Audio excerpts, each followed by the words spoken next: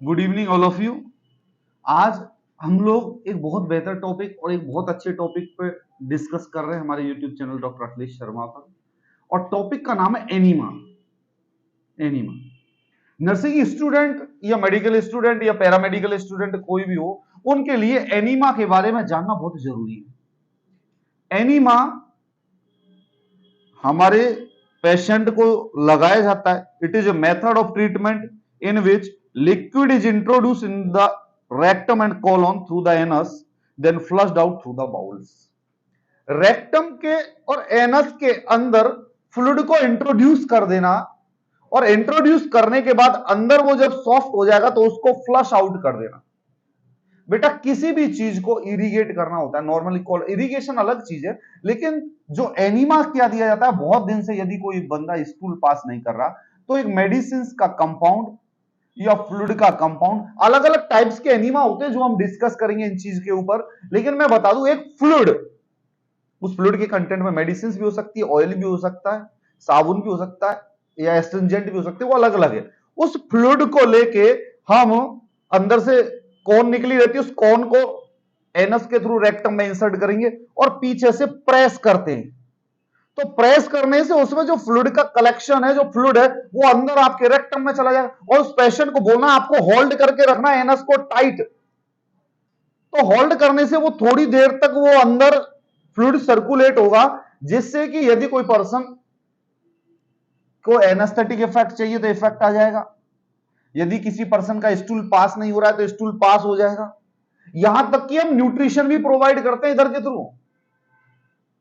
Means person, यदि कोई person ऊपर से खाना नहीं खा पा रहा या प्रॉपर न्यूट्रिशन नहीं ले पा रहा क्योंकि स्टोमक अल्सर हो गया या कुछ भी हो गया, तो हमारे रेक्टम से भी तो एब्जॉर्ब होता है। तो हम डायरेक्ट जो फ्लूइड देते हैं उसके अंदर भी न्यूट्रिएंट्स और मिनरल्स होते हैं, जिनको रेक्टम के थ्रू एब्जॉर्ब कर लिया जाता है और बॉडी के अंदर सर्कुलेट कर दिया जाता है। तो बेटा एनीमा की जब हम डेफिनेशन की बात करते हैं, ये तो मेथड ऑफ ट्रीटमेंट है in which liquid is introduced into the rectum through the anus. अरे भाई सिंपल सी बात है ना, ये एक ट्रीटमेंट है जिसके अंदर फ्लूइड को एनस के थ्रू रेक्टम में इंसर्ट किया जाता है और उसके बाद बाउल को फ्लश्ड आउट कर दिया जाता है। फ्लश्ड आउट का मतलब होता है क्लीन कर दिया जाता है। कई बार बोलते हैं एनिमा लगाते टाइम, अरे मेरे को तो आ रही है, मैं कंट्रोल नहीं कर पा रहा, तो उसको तुरंत बोलना जल्दी जाओ। तो उसके दौरान जो अंदर जो स्टूल चिपका हुआ है जो भी है वो सब आ जाएगा। तो एनीमा एक बहुत जरूरत है। यदि किसी को स्टूल इंफेक्शन या फीकल इंफेक्शन हो गया है, किसी को प्रॉब्लम है। अब हम ये टाइप्स में पढ़ेंगे बेटा कि कौन कौन से टाइप्स हैं। तो सबसे पहले हम पढ़ते पर्पज क्या होता है एनीमा का। तो सबसे पहला पर्पज तो क्या होगा बेटा, टू रिमूव फीकल मैटर। अंदर जो फीकल मटेरियल है उसका रिमूव हो जाना ही सबसे पहला पर्पज होगा। दूसरा जो पर्पज होगा बेटा, कॉन्स्टिपेशन एंड गैसियस डिस्टेंशन से रिलीव होना। ये वीडियो आप देख रहे हो, मैं नोट्स आपको नहीं लिखवा रहा हूं, वरना एक एक लाइन लिखवाऊंगा तो कैसे काम चलेगा। ये वीडियो को आप जाके आप पढ़ सकते हो या बुक को लेके आप हेल्प करो, देखो उसको बार बार रिपीट करो। और जो मैं बोल रहा हूं इसमें ऐसे बटन दबाने से वो पॉज हो जाती होगी ना वीडियो। तो मैंने बोला जैसे ही रिलीव कॉन्स्टिपेशन तो पॉज कर दो, फिर लिखो गैसियस डिस्टेंशन, फिर सुन लो। वो रील देखने की बजाय जिसमें ऊपर नीचे कूदते हैं, एक बंदा गोल गोल फिरकी लेके कूद रहा है समुद्र में, पानी में, उसको देखने की बजाय यदि इसको देखोगे तो फायदा ही होगा ना भाई। और कुछ न कुछ नॉलेज मिलेगी। ज्यादा नहीं मिलेगी, कम मिलेगी, कोई और ज्यादा देता होगा, कोई और कम देता होगा, लेकिन कुछ न कुछ तो इससे भी मिलेगी।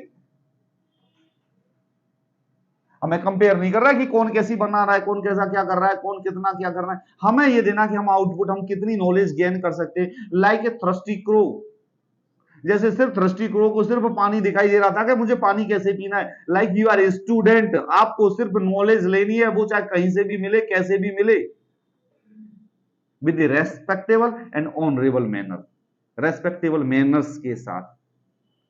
ठीक है। दूसरा जो पर्पज होता है बेटा, establish normal bowel function. Bowel functions को नॉर्मल करने के लिए भी ये दी जाती है।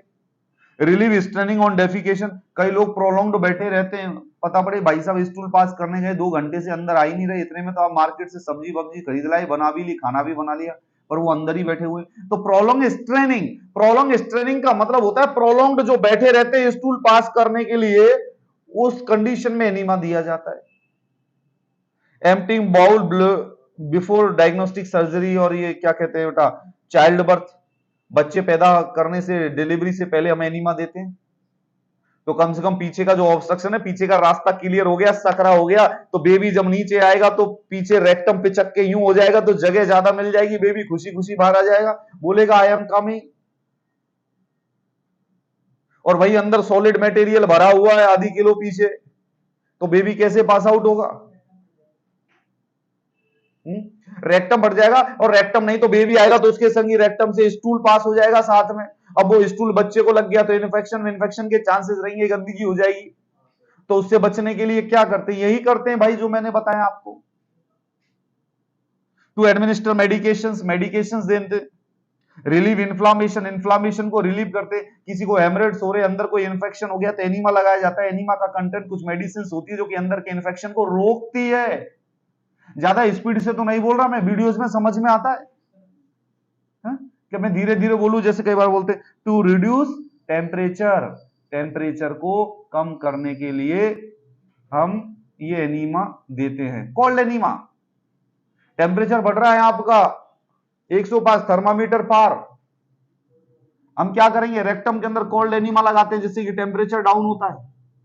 ये करते भाई, नॉर्मल फीवर होता है पीसीएम की टेबलेट ली, सही हो गई। ज्यादा फीवर बढ़ता है तो हम करते हैं ना, मुंह को हाथ को क्लीन करते हैं, ठंडे पानी से पोंछते हैं। ज्यादा फीवर बढ़ता है तो रेक्टम में भी एनीमा लगाते हैं जिससे कि टेम्परेचर डाउन होता है। रेक्टम समझ गए, मल द्वार, जहां से हम स्टूल पास करते हैं, सबके पास है अपना अपना, कोई किराए पे लेके नहीं आया,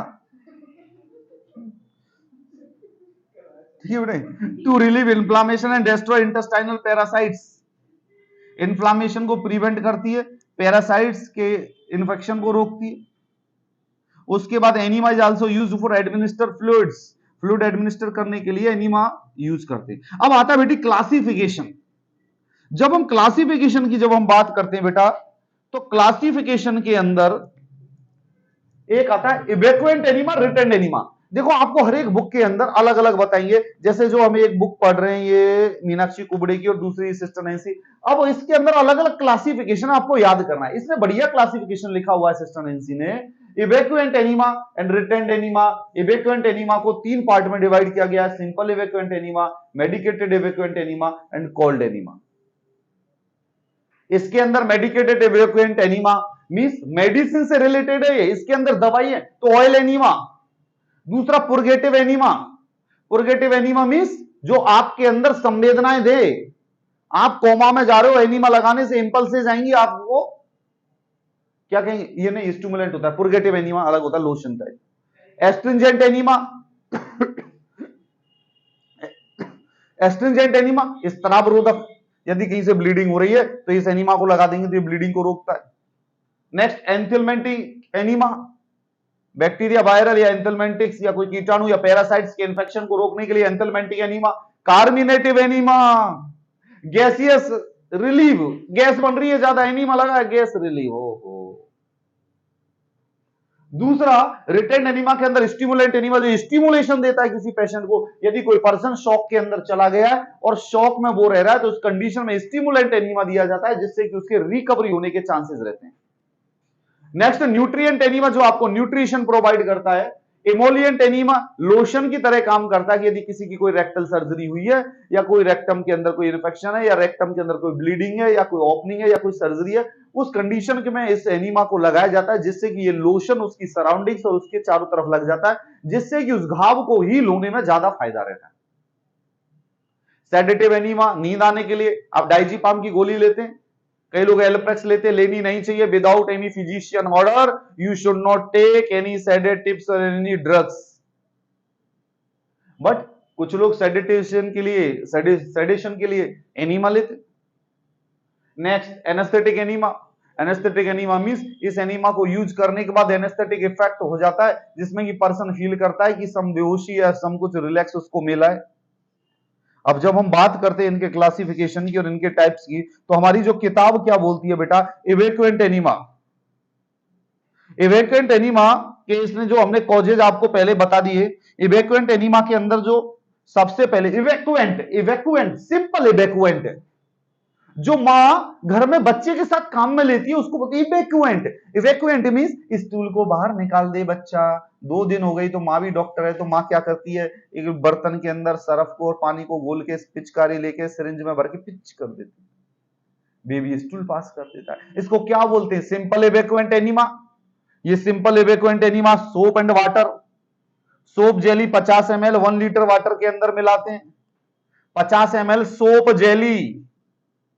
ये नहीं तुम भर दो उसमें साबुन ही साबुन अंदर पूरा, तो छिल जाएंगी सराउंडिंग्स, ब्लड कैपिलरीज रप्चर हो जाएंगी। तो 1 लीटर पानी के अंदर 50 ml मींस पानी के अंदर यदि आपने रखा है तो थोड़ा सा साबुन को यूं डुबा के थोड़ा सा यूं करना है, बाहर निकाल देना है। ये क्या कहलाता है, सिंपल इवेक्वेंट मींस ये सिंपल इवेक्वेशन के लिए। उसके बाद normal saline chloride 1 teaspoon to half litre of water.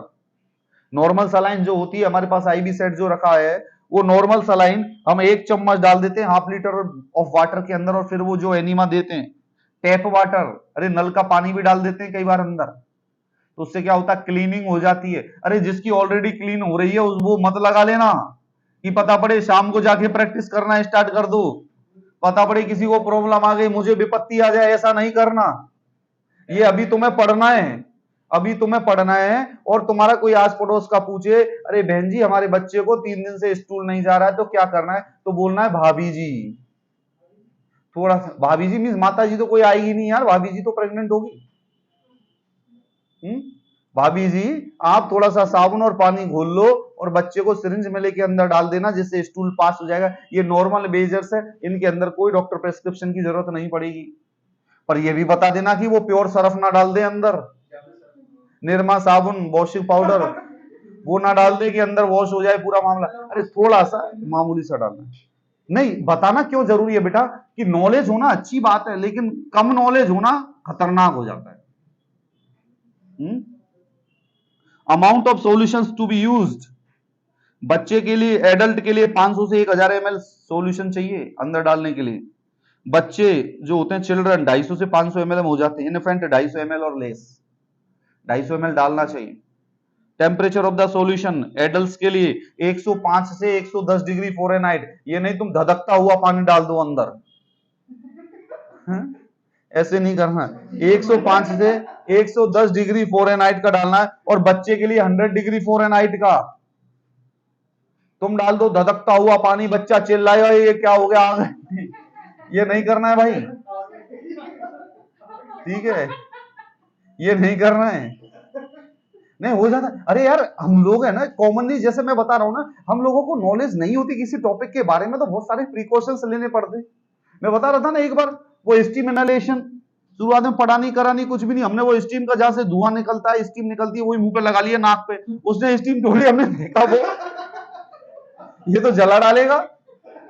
हमने बोला भाई ये क्या प्रोसीजर, बोला यार अपना प्रोसीजर तो देख लो, फंडामेंटल ऑफ नर्सिंग के अंदर कैसे करते। हमने देखा उसको, अरे यार ये तो प्रोसीजर, हम तो मर जाते इसको, अंदर तक फेफड़े जला लेते। तो बेटा lake of knowledge will create problem in your life. इश्क और मोहब्बत में भी नॉलेज यदि कम हो तो खतरनाक ही रहती है, प्रॉब्लम क्रिएट ही रहती है,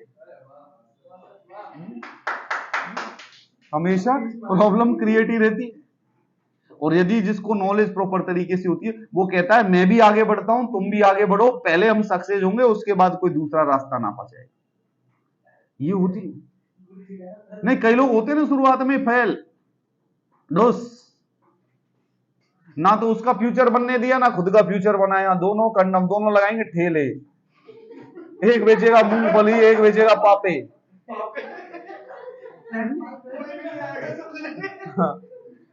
तो पहले होता क्या कि टाइम होता है बेटा, हर चीज करने का एक टाइमिंग होती है। टाइमिंग का मतलब ये कि यार आपकी स्टूडेंट लाइफ मिली है 3 साल का 4 साल का, आपका जो कोर्स है उस ड्यूरेशन में आप स्टडी करो, पढ़ाई करो और सक्सेस करो, और अपने आप के रिजल्ट को लेके आओ कि हाँ मैंने कुछ गेन किया है। ये तो बहुत सारी चीजें आगे के लिए पड़ी हुई हैं यार। गलत समय पे गलत शॉट खेला हुआ हमेशा इंसान को दुखी करता है। बॉल आ रही है वहां पे, शॉट तुमने बल्ला घुमा दिया, पहले तो आउट तो हो गई। टाइमिंग का ध्यान रखना पड़ता है बेटा हर चीज में। दोस्ती, मैं बोला ना 2 तरीके के फ्रेंड्स होते हैं। एक फ्रेंड ऐसा होता है जो हमेशा उसको कुएं में धकेलता है, आ जाना पढ़ लेती, अरे पढ़ने से क्या होगा, मत पढ़ना, हो जाएंगे ऐसे। एक दोस्त ये होता है कि हाँ यार हमारे माँ बाप इतनी मेहनत से कमाते हैं, देख ले यार सर की फीस दी है हमने, इतनी मेहनत से फीस दी है, बड़ा कर्जा लिया था बाप ने वहां से दिया, उस दिन ये प्रॉब्लम हुई थी, ऐसे ऐसे हम फीस दे रहे हैं यार, अब पढ़ना, तू ऐसे कर, कल वहां जा रहा है ना पार्टी में छोड़ दे उसको, यहाँ पढ़ाई करेंगे अपन, वहां नहीं जाएंगे। ये होता है ट्रू फ्रेंड्स, मित्रता। और एक होता है झूठा, अरे चलो शाम को जुगाड़ है अपने पास, घुस जाएंगे क्लब के अंदर, नाचेंगे, कर लिया पास का जुगाड़। तो ये ट्रू फ्रेंड्स थोड़ी है, ये ट्रू फ्रेंड्स थोड़ी है। ट्रू फ्रेंड्स वो होते हैं जो आपको सक्सेसफुल बनाते हैं और सक्सेस की तरफ लेके जाते हैं, साथ में चलते हैं कदम। ट्रू फ्रेंड्स अर्जुन के श्री कृष्ण थे ना, तो श्री कृष्ण ने उसे भटकने नहीं दिया कहीं भी, वरना श्री कृष्ण उसे एक बार कह देते कि पार्थ छोड़ के भाग लो, कुछ नहीं रखा, इतने युद्ध होंगे, इतनी ये चीज होंगी, लेकिन वो डटे रहे, सुझाव देते रहे, बोलते रहे, और जो नियम संबद्ध बात है वो की। तो आज भी हम लोग महाभारत और रामायण देखते हैं और पढ़ते हैं, क्योंकि सब कुछ रिलेटेड है और सब कुछ फिक्स्ड है और सब कुछ टाइम के मुताबिक हर एक चीज का एग्जाम्पल है। वरना यदि पार्थ या उनमें से कोई एक दूसरे को धोखा देने वाला होता तो महाभारत जीत थोड़ी पाते, फिर तो कौरव ही जीत जाते। लेकिन ट्रू फ्रेंड्स मिलना बहुत मुश्किल है आज के जमाने में, जहां तक मैंने फील किया है, जहां तक मैंने फील किया है, मेरा एक्सपीरियंस है। सोशल मीडिया वाले फ्रेंड्स मिल जाएंगे आपको, लेकिन ट्रू फ्रेंड्स कोई नहीं मिले, गिने चुने ट्रू फ्रेंड्स होते हैं। कृष्ण और सुदामा, कृष्ण और सुदामा, कि सुदामा आए, वो बोले नहीं और कृष्ण सब कुछ समझ गए, वो आंसू गिराए, कृष्ण की आत्मा के ऊपर वो आंसू जाए, ये था ट्रू फ्रेंड्स। ट्रू फ्रेंड्स हमेशा ये कहेगा कि यार हमें कुछ बनना है, दोनों भाई मेहनत करेंगे, जॉब करना है और हमें यहाँ सेलेक्ट होना है, वो हमेशा पॉजिटिव करेगा बातें, आपको भटकने नहीं देगा।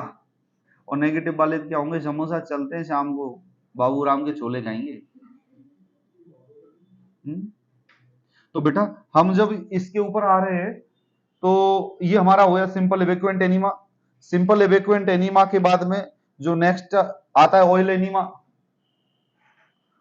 सिंपल इवेक्वेंट पढ़ लिया हमने, सोप वाटर, ये मेडिकेटेड इवेक्वेंट एनीमा के अंदर आता है सबसे पहले ऑयल एनीमा। ऑयल एनीमा के अंदर क्या करते हैं बेटा, कौन कौन से तेल काम में लेते हैं, ऑलिव ऑयल बढ़िया होता है, ऑलिव ऑयल का एनीमा। तुम ये नहीं सरसों का तेल भर दो और भर भर कर दो, मिट्टी का तेल, नहीं नहीं भाई, ऑलिव ऑयल, जिंजरली ऑयल और sweet oil, castor oil and olive oil. बेटा कैस्टर ऑयल और ऑलिव ऑयल दोनों को 1:2 रेशो में मिलाया जाता है, 1:2 में। कैस्टर ऑयल मींस अरंड का तेल और ऑलिव ऑयल भैया जैतून का तेल कोई तो बोलते हैं,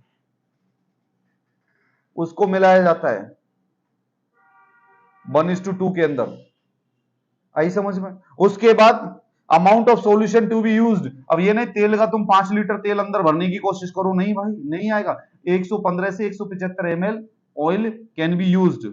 temperature of the solution 100 degree Fahrenheit होना चाहिए। अब ये चीज समझ में आई बेटा, ऑयल एनीमा किस काम में आता है, ये हमारे फीकल मटेरियल को सॉफ्ट करने के लिए ऑयल एनीमा काम में लेते हैं, जिसके अंदर ऑयल लगाते हैं। क्या लिख रहा हूं, जिसके अंदर हम ऑयल लगाते, दीवार पे मत लिखो। In case of severe constipation, before the first bowel movement, after operations on the rectum and perineum to avoid stunning and injury to the sutures and wound। बेटा कहने का मतलब ये है कि यदि कोई रेक्टम और या पेरिनियम के अंदर कोई सर्जरी हुई है, तो उससे वो सूचर्स जो हमने टांके लगाए, जो हमने सिलाई की है, जो सूचर लगाए, वो हटे नहीं या टूटे नहीं, इसके लिए हमें क्या करना होता है, ऑयल एनीमा लगाया जाता है बेटा। नेक्स्ट आता है purgative enema. Purgative enema give to cause the bowel to contract actively and to evacuate its content। ये पुर्गेटिव एनीमा क्या करता है, हमारे बाउल को कॉन्ट्रैक्ट करता है, स्टूल को इवैक्यूएट मींस बाहर फेंकता है, ठीक है बेटा। It's ex by the irritating effect on the mucous lining. अब देखो पुर्गेटिव ये क्या करेगा, irritation of the mucous membrane. Purgative enema irritation of the mucous membrane. अरे हम मुंह में कोई इरिटेटेड चीज लेंगे, करेंगे तुरंत करेंगे, तो ऐसे ही तुम्हारे अंदर का सिस्टम है, यहां से भी तो ऐसे ही होना है, यहां से कोई डिफरेंट थोड़ी होना है। कोई इरिटेंट कोई सॉल्यूशन या इरिटेंट जो पुर्गेटिव एनीमा के अंदर जो हम ये चीज लेते हैं, ये इरिटेशंस पैदा करती है म्यूकस मेम्ब्रेन के अंदर। ये म्यूकस मेम्ब्रेन में जब इरिटेशन पैदा करेगी, तो हमारा जो स्टूल है बाहर फेंक दिया जाएगा, इवैक्यूएट कर दिया जाएगा, क्योंकि पड़ी हम इवैक्यूएट एनीमा के अंदर रहे। बेटा मेरी बात सुनना, simple evacuate enema means Surf और पानी, सोप पानी, सोप वाटर। मेडिकेटेड मींस इनके अंदर कुछ दवाइयां, कुछ ऑयल पाया जाता है, इसको बोलते हैं मेडिकेटेड इवेक्वेंट एनीमा। ऑयल एनीमा के अंदर ऑयल, पुरगेटिव एनीमा के अंदर देखो क्या क्या डालते हैं, प्योर ग्लिसरीन 15 से 30 ml, प्योर ग्लिसरीन बड़ी गाड़ी 15 से 30 ml डाल देते हैं। ग्लिसरीन एंड वाटर 1:2, 1:2 में ग्लिसरीन और वाटर को मिलाया जाता है। ऑक्सगैल 15 से 30 ml। Glycerine and castor oil, castor oil बड़ा फेमस है भाई एनीमा के अंदर, अरंड का तेल 1:1 मिलाया जाता है। कैस्टर ऑयल और olive oil, glycerine and castor oil 1:1। Magnesium sulphate 60 से 120 ml with sufficient amount of water to dissolve it. Magnesium sulphate 60 से 120 ml लेंगे और उसमें पानी उसके अनुपात से डाल देंगे और एनीमा लगा देंगे। अब एक होता है 1 to 3 एनीमा, 1 to 3, इसका कहने का मतलब ये magnesium sulphate 30 ml, glycerine 60 ml और water 90 ml। 30 ml magnesium sulphate, भैया इसके अंदर पुरगेटिव एनीमा के अंदर एक आता है 1:2:3। 1 मींस MgSO4, ठीक है बेटा। 2 में क्या आ गया हमारा, 1 में दूसरे में आ गया ग्लिसरीन, ये हो गया बेटा ग्लिसरीन, और तीसरा क्या हो गया वाटर। ये समझ में आ गया बेटा। यदि MgSO4 मैग्नीशियम सल्फेट हम 30 ml लेंगे तो ग्लिसरीन 60 ml लेंगे तो वाटर हम कितना लेंगे 90 ml। 1:2:3। अरे एनीमा बहुत इंपॉर्टेंट चीज है, बहुत इंपॉर्टेंट टॉपिक, और बड़े चंद में याद हो जाए। अरे यार तुम्हें पता है ऑयल एनीमा ये होता है भाई। पुरगेटिव एनीमा क्या करता है, हमारी म्यूकस मेम्ब्रेन को इरिटेट करता है जिससे कि स्टूल इवैक्यूएट हो जाते हैं। इसके अंदर MgSO4 को याद कर लो, ग्लिसरीन याद कर लो, ग्लिसरीन और castor oil 1:2, MgSO4 1, glycerine 60 ml और वाटर 90 ml, 1:2:3, ये यूज करते हैं बेटा। नेक्स्ट एनीमा आता है कार्मिनेटिव एनीमा। कार्मिनेटिव एनीमा का मतलब है बेटा एंटी स्पाज्मोटिक, पेट के दर्द को रिलीव करे और गैसेस को बाहर निकाले। आपके एब्डोमेन के, आपके अंदर रेक्टम और जो कॉलोन और यहाँ पर जो गैस्ट्रोइंटेस्टाइनल ट्रैक्ट में जितनी भी गैस भरी हुई है उन सबको बाहर निकाल दिया है, खाली बिल्कुल। ऐसे एनीमा को बोलते हैं कार्मिनेटिव एनीमा। ये नहीं कि तुम्हें गैस बनना स्टार्ट हो जाए तो तुम भी एनीमा लगाना स्टार्ट कर दो, नो। एबनॉर्मल कंडीशन यदि गैसियस डिस्टेंशन होता है तो उस कंडीशन में ये एनीमा लगाया जाता है। Gaseous distension of the abdomen by causing peristalsis and expulsion of flatulence and feces।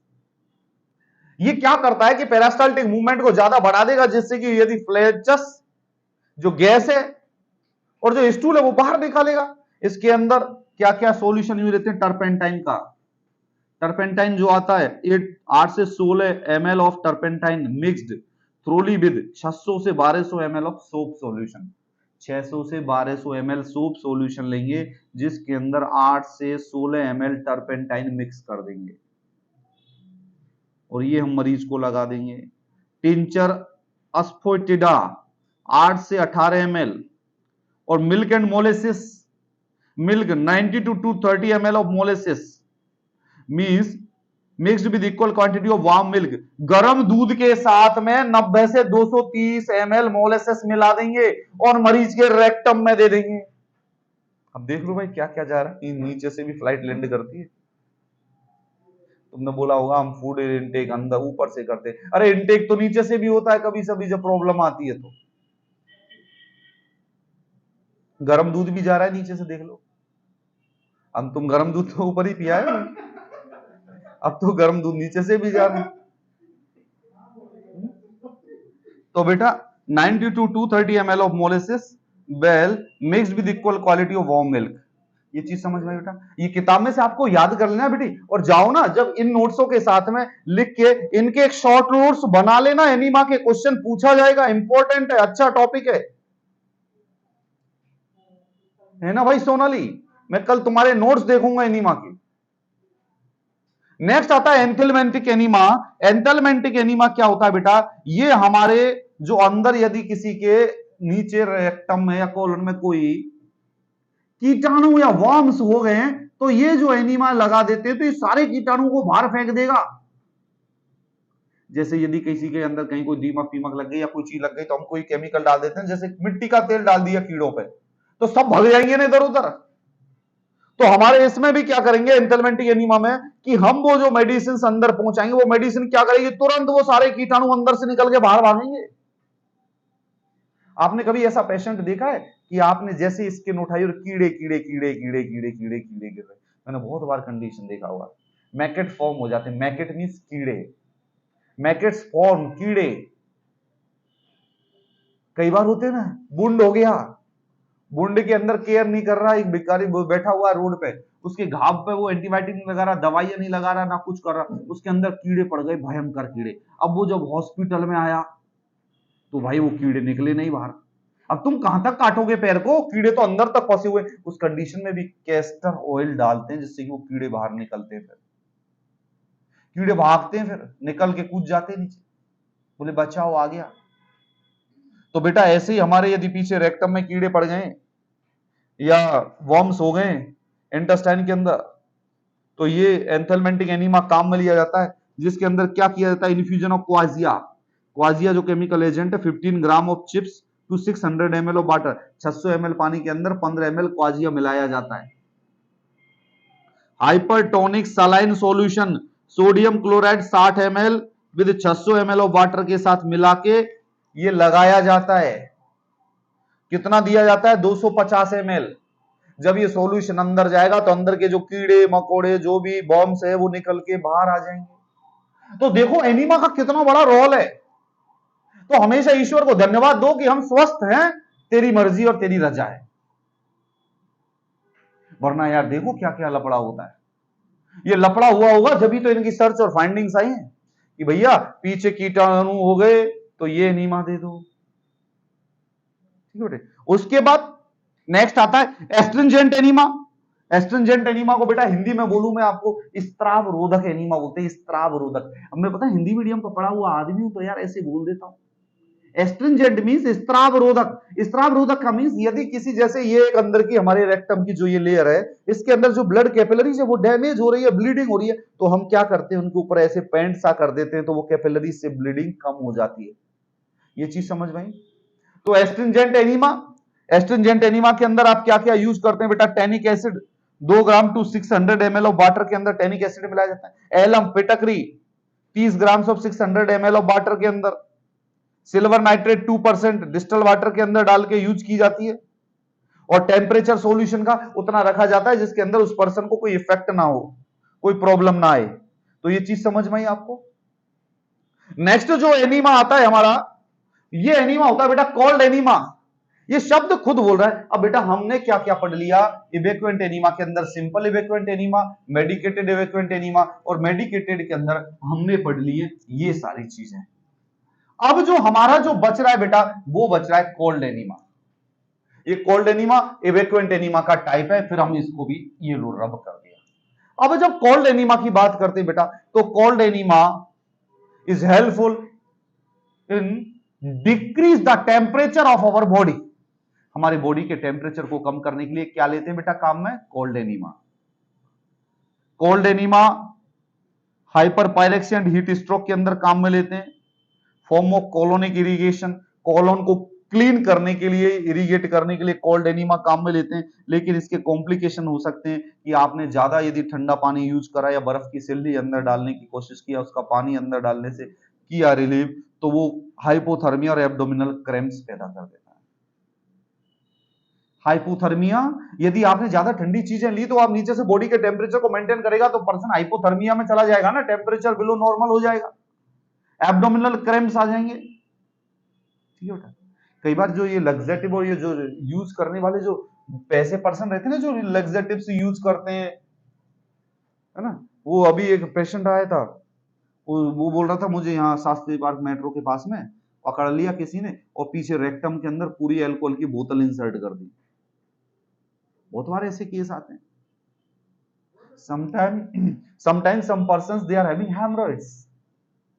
Haemorrhoids के अंदर पेन होता है, इचिंग होती है। तो for preventing that itching, they are illiterate persons, they are not going to take treatment to treat that condition. What they will use like this content and rubbish things। तो insert हो गए, निकला नहीं, hospital आना पड़ा, फिर सारे द्वार खोलने पड़े।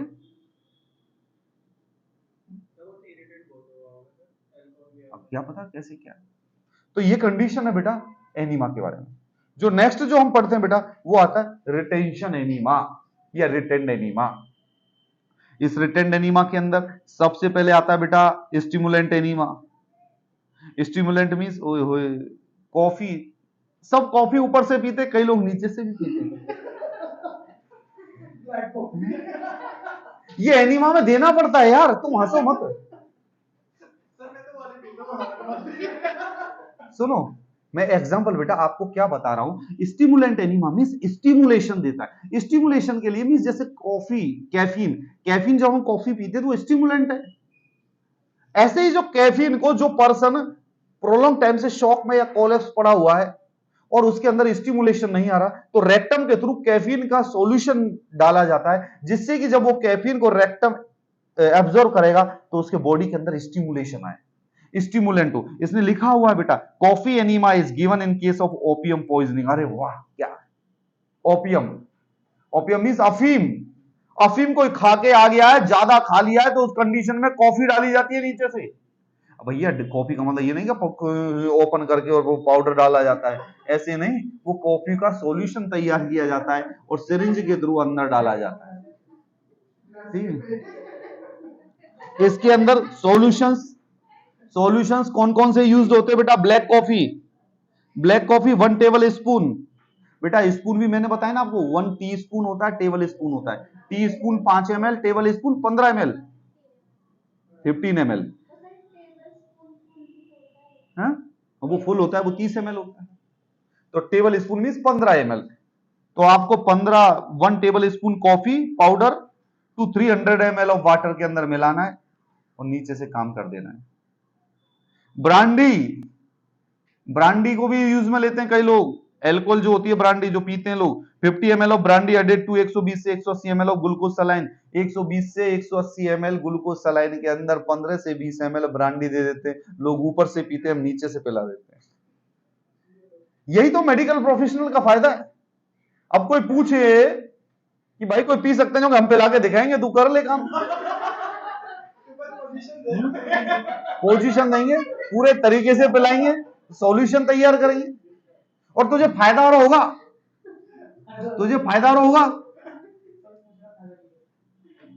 फायदा तुम्हें पता नहीं, स्टिमुलेशन, ओपियम, जो ओपियम और इनका जो नशा कर लेते हैं, स्टिमुलेंट नहीं आते तो उनको ये दिया जाता है बेटा। नेक्स्ट आता है सेडेटिव एनीमा, जो सेडेशन के लिए दिया जाता है, जैसे drugs normally paraldehyde, chloral hydrate and potassium bromide. As physician जब ऑर्डर करता है तो ये सारी मेडिकेशंस को सॉल्यूशन के घोल के और अंदर इंसर्ट की जाती है रेक्टम के अंदर, जिससे कि उस पर्सन को सेडेशन नींद आ जाए। तो आपको समझ में आया, पहला स्टिमुलेंट एनीमा। स्टिमुलेंट एनीमा का नाम आते ही आपको आ जानी चाहिए कॉफी पी लो नीचे से। बाकी जो रिटन बेटा, मैं इस लैंग्वेज को यूज इस कारण कर रहा हूं कि आप लोगों को इजीली वे में याद हो जाए। जब आप पढ़ाई करो ना यार, अपने शब्दों के साथ खेलो, अपने शब्दों के साथ खेलो, मतलब इतनी इंटरेस्टिंग इस चीज को बना दो कि तुम्हें मजा आने लग जाए। है? अरे एग्जाम में एनीमा पूछा, आंसर तुम्हें आना चाहिए, तुमने किस तरीके से याद करा है वो नहीं पता। तुमने अपने पड़ोस के किसी जानवर के ऊपर याद करा है कि पड़ोसन के ऊपर याद करा है कि भाई के ऊपर याद करा है कि मां के ऊपर याद करा है, आंसर आना चाहिए आपको। बस आंसर को अपने शॉर्ट ट्रिक्स में कंप्लीट करो ना। अब ये मैंने देखो कितने दिनों बाद एनीमा पढ़ाया, मैं फंडामेंटल ऑफ नर्सिंग पढ़ाता नहीं, मोस्टली बहुत दिनों बाद एनीमा पढ़ाया हूं, और इन सब एनीमा की मेरे माइंड के अंदर रील बन चुकी है कि क्या क्या एनीमा कहां लगाया जाता है, कैसे लगाया जाता है और क्या क्या कंटेंट मिलाए जाते हैं। क्योंकि मैंने पढ़ाया ही इतने इंटरेस्टिंग वे में, मजे लेके खुद ने भी पढ़ाया, तुम्हें भी पढ़ाया, कि मेरे को अलग ही मजा आ रहा है। अब मैं स्टिमुलेंट भूल ही नहीं पाऊंगा, यदि मैं ब्लैक कॉफी याद करूंगा मैं भूल ही नहीं पाऊंगा। तो करो ना यार ऐसे याद, कौन मना कर रहा है तुम्हें? दोस्त याद करो, मेमोरी बढ़ाओ, दूध पिया करो, दूध, बलिष्ठ बनोगे। ऐसे मत बोलो। उसके बाद नेक्स्ट जो आता है एनेस्थेटिक एनीमा। बेटा मैंने आपको बताया एनेस्थेटिक एनीमा एनेस्थीसिया के लिए, keep silence please. Anaesthetic enema anaesthesia के लिए यूज में करते हैं। एनेस्थीसिया के अंदर जैसे एवर्टीन 150 टू 300 mg पर केजी बॉडी वेट है, 150 से 300 mg पर केजी बॉडी वेट के अंदर हम एवर्टीन जो ड्रग है वो यूज करते हैं एनेस्थेटिक एनीमा के लिए। Emollient enema, this is the introduction of bland solution to the rectum for the purpose of checking diarrhoea और soothing and relieving irritation on the inflamed mucous membrane. हमारे rectum के अंदर जो mucus membrane या कोई भी इन्फ्लामेशन हो गया है, उस इन्फ्लामेशन को रिलीव करने के लिए या उस इन्फेक्शन को रिलीव करने के लिए इमोलिएंट, इमोलिएंट का मतलब होता है कि लोशन लगा देना। अरे यहां ऐसे लोशन लगाते हैं उसको इमोलिएंट बोलते हैं। अंदर इमोलिएंट लोशन के अंदर क्या क्या सॉल्यूशन यूज में करते हैं बेटा? Starch and opium, starch and opium, tincture opium 1 to 2 ml added to 120 से 180 ml of starch, starch mucilage, amount of solution 120 से 180 ml, और जो टेम्परेचर होता है सॉल्यूशन का 100 to 100 फ़ारेनहाइट डिग्री होता है बेटा। नॉर्मली सेंटीग्रेड के अंदर 37.8 डिग्री सेंटीग्रेड से 40.5 डिग्री सेंटीग्रेड तक। ये हमने जो पढ़ा बेटा, ये हमने क्या पढ़े? एनीमा के टाइप्स। ये हमने क्या पढ़ा? एनीमा के टाइप्स। आपको क्या करना है बेटा? एक पन्ना लिखना, पन्ने के अंदर ये डायग्राम आपने बनाई लिया है, इसके बाद इनके नीचे थोड़ी थोड़ी सी पेंसिल से आप लिख लेना कि भाई एवर्टीन एनेस्थेटिक ड्रग के अंदर एवर्टीन की डोज लिख लेना 150 से 300 mg पर केजी बॉडी वेट। आपका काम खत्म, किताब पढ़ने की जरूरत ही नहीं है। आपको पता है एनेस्थेटिक एनीमा मींस एनेस्थीसिया देने के लिए, मतलब बेहोशी के लिए काम में लिया जाता है। अब तुरंत तुम्हारा, अरे यार वो एवर्टीन देते हैं ना 150 से 300 mg पर केजी बॉडी वेट, वो लिख दो। इमोलिएंट एनीमा जो लोशन लगाते, पुर्गेटिव एनीमा जो आपके म्यूकस मेम्ब्रेन को इरिटेट करता है, रिवेक्युएट करवा देता है स्टूल को, ये चीजें पढ़ लो। ऑयल एनीमा के अंदर कौन कौन से ऑयल होते हैं? कैस्टर ऑयल, ऑलिव ऑयल, ये पढ़ लो। अब methods to use in giving enema. अब एनीमा कैसे कैसे लगाते हैं? सबसे पहले तो बेटा एक एनीमा कैन एंड ट्यूब आती है। एनीमा कैन, एनीमा कैन जैसे हमारा वो प्लास्टिक का जग आता है ना, मिलता है 50-50 रुपए का, ऐसे ही एक प्लास्टिक का जग आता है। उस जग के अंदर सारी रेशो लिखी होती है, आगे से नलका लगा रहता है, उसको हम मुंह पर रख देते और वो ट्यूब लगा के अंदर रेक्टम के अंदर इंसर्ट कर देते हैं वो ट्यूब, और एनीमा के अंदर ऊपर सॉल्यूशन डाल देंगे और थोड़ा सा हाइट पे रखेंगे, तो जिससे कि ऊपर से वो पानी जैसे नल में जाता है ना अंदर, ऐसे अंदर चला जाएगा। ठीक है बेटा। funnel and catheter method, when a small quantity of fluid is to be given, this method is used oil enema। funnel and catheter method means या तो तुम उसके रेक्टम के ऊपर एक फनल लगा दो, फनल आता है ना वो थोड़ा सा कीप जैसा स्ट्रेच, कुप्पी जैसा, या कैथेटर लगा दो छोटी सी और बाहर से प्रेस कर दो, ये ऑयल एनीमा के लिए काम में लिया जाता है बेटा। दूसरा glycerine syringe and catheter method, syringe तो आती है आपको पता है, इंजेक्शन जो सिरिंज से लगाते हैं, सिरिंज ली, भर दी, पिचकारी मार दी। दूसरा कैथेटर मेथड, कैथेटर डाल दी अंदर, एक मेटल कैथेटर या कोई प्लास्टिक की कैथेटर जिसमें उधर भी छेद हो इधर भी छेद हो, तुमने वो कैथेटर अंदर डाली, इधर से उसमें पिचकारी चलाई, आगे ढक्कन लगा दिया, गया मामला अंदर। हाँ प्लास्टिक की होती है, मेटल की भी होती है। अरे मेरी बात सुनना बेटा, मैं बताता हूं एक चीज आपको। कैथेटर की जब हम बात करते हैं ना नॉर्मल हॉस्पिटल्स के अंदर, सिलिकॉन कैथेटर आजकल प्रैक्टिस में आने लगी है, लेकिन सिलिकॉन कैथेटर पैसे वाले लोगों का काम है, महंगी आती है थोड़ी सी। Foley's catheter normally practised in government hospitals and everywhere. Foley's catheter is appropriate. फर्क दोनों का वही है, वही सिस्टम है, वही है, उसके अंदर सिलिकॉन थोड़ा सा कंटेंट होने के कारण थोड़े से इन्फेक्शन के चांसेस कम होते हैं, लेकिन हम प्रॉपर यदि उसको हम कैथेटर केयर प्रोवाइड करेंगे तो सिलिकॉन कैथेटर की बजाय हम फॉलिस कैथेटर हमारे इंडिया के अंदर ज्यादा यूज की जाती है, क्योंकि सस्ती आती है भाई, एफर्ट थोड़ी कर पाएगा हमारे यहाँ इतना पर्सन। सिलिकॉन को सबसे पहले सुनो, टेम्पररी यदि यूरिन निकालना है तो मेटल कैथेटर आती है, पतली सी पाइप आती है मेटल की, वो डाल दो लिग्नोकेन जेली के साथ। उसके बाद टेम्पररी निकालना है तो फीडिंग ट्यूब आती है, पतली सी फीडिंग ट्यूब आती है, उसको डाल दो अंदर से, थोड़ा थोड़ा यूरिन रिसता रहेगा, 10-15 मिनट के अंदर खाली हो जाएगा। अब यदि पर्सन को परमानेंट डालना है तो फॉलिस कैथेटर डालते हैं, फॉलिस यूज करते हैं, नॉर्मल हॉस्पिटल्स के अंदर फॉलिस कैथेटर यूज होती है, लेकिन इन्फेक्शन को प्रिवेंट करने के लिए या नाउ ए डेज थोड़ा सा रिसोर्सेज यदि अच्छा और पैसा है तो सिलिकॉन कैथेटर यूज में लेने लगे, पर ऐसा नहीं है कि फोलिस कैथेटर यूज में नहीं करते। अभी भी इंडिया के अंदर मोस्टली प्रैक्टिस फोलिस कैथेटर होती है, सिलिकॉन कैथेटर तो मिलती भी नहीं है, बहुत जगह कम देखने को मिलती है। और जो प्राइवेट हॉस्पिटल है वो तो भाई अब पैसा है तो सब कुछ कर सकते हैं, लेकिन हम तो हमारे रूरल पॉपुलेशन और अर्बन पॉपुलेशन को फोलिस कैथेटर ही अवेलेबल नहीं करवा पा रहे, एक ओआरएस का शेशे अवेलेबल नहीं करवा पा रहे, तो हम सिलिकॉन कैथेटर की सोचने के बजाय हमें यह सोचना होगा कि हमारा फोलिस कैथेटर हर डिस्पेंसरी और हर जगह अवेलेबल होना चाहिए। समझ में बेटा? उसके बाद ड्रिप मेथड, ड्रिप सॉल्यूशन डाला, ड्रिप चालू कर दी, अंदर वो डाल दी ट्यूब्स, और इस दौरान जब अंदर डाल रखा है तो उस दौरान ध्यान रखना है, पेशेंट को बोलना है होल्ड करके रखना है, वरना स्टूल वहीं बेड पे निकल जाएगा। नीचे मैकेंटोस बिछा होना चाहिए, पता नहीं तुमने नया गद्दा लगा दिया कॉटन का तो सब एब्जॉर्ब कर जाएगा। तो ये भी ध्यान रखना है, ठीक है बेटा? ना बेटा, ये सारे प्रोसीजर्स हैं इसके अंदर, जो ये प्रोसीजर दे रखे हैं बेटा कि giving enema, using enema can and tubing.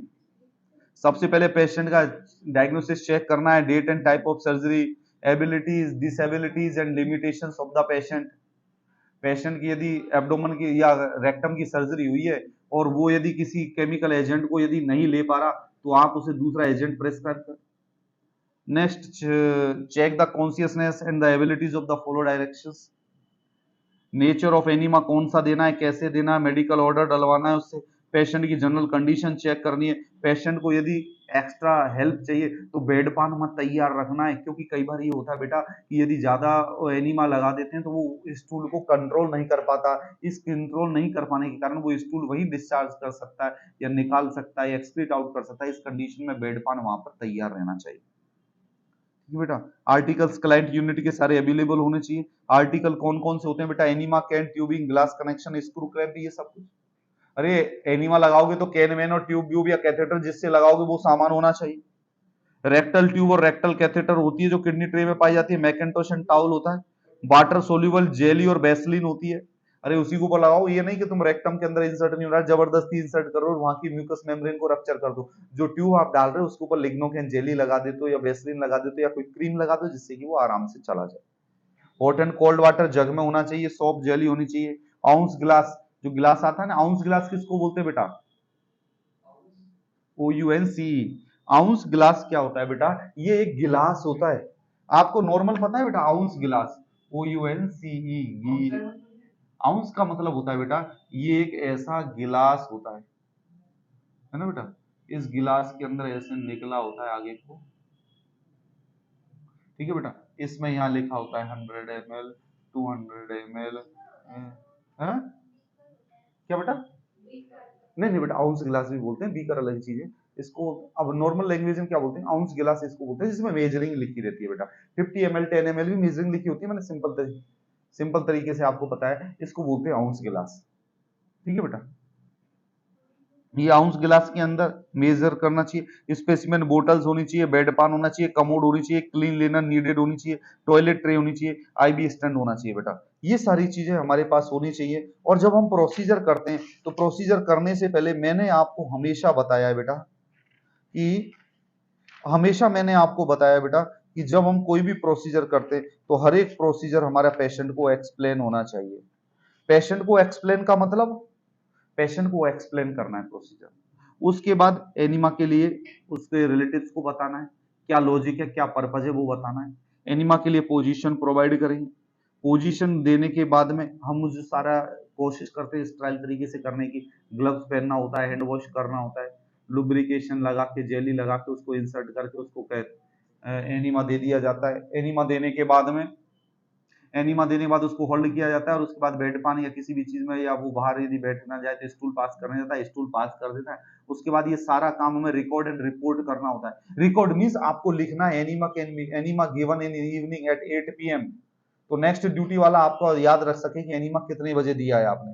तो ये मेरा एक शॉर्ट डिस्कशन था एनिमा के ऊपर, जो आपकी एग्जाम के अंदर पूछा जाता है। इसके अंदर कोई क्वेरीज और कोई क्वेश्चन है तो आप बताइए बेटा। हाँ बेटा, है ना?